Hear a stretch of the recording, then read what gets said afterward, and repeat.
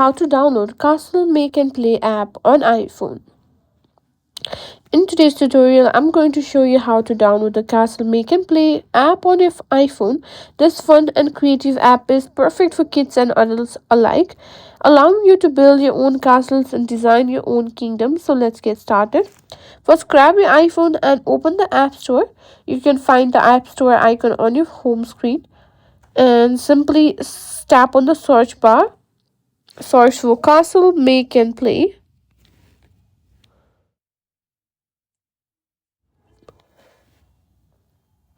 Now this will bring up the app that you're looking for. Now look for the app title Castle Make and Play by the developer Graphics and Design or Game I Make.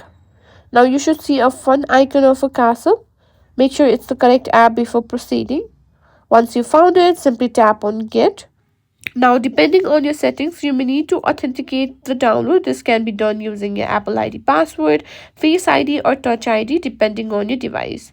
And once the installation is complete, you will be simply downloaded the download, cancel, make and play on your iPhone.